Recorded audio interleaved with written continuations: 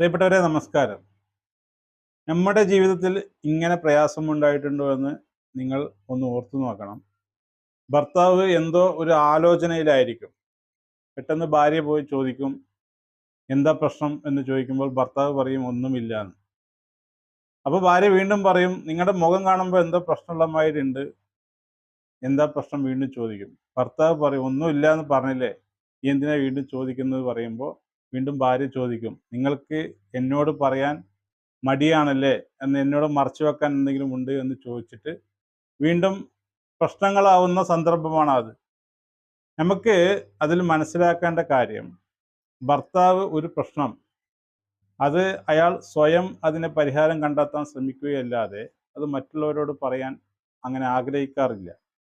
ഇത് ഭാര്യ തെറ്റിദ്ധരിച്ച്, അല്ലെങ്കിൽ ഭാര്യയോട് പറയത്തക്ക വിധം പ്രശ്നങ്ങളൊന്നും ഉണ്ടായില്ല, അല്ലെങ്കിൽ അവരെ കൂടി പറഞ്ഞ് ഈ ടെൻഷൻ അടിപ്പിക്കണ്ട എന്നുള്ള രീതിയിലായിരിക്കും ഭർത്താവ് അങ്ങനെ പ്രതികരിച്ചത്.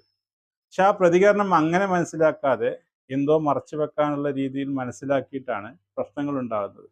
ഇത് ആണിൻ്റെയും പെണ്ണിൻ്റെയും പ്രകൃതത്തിലുള്ള വ്യത്യാസമാണ്.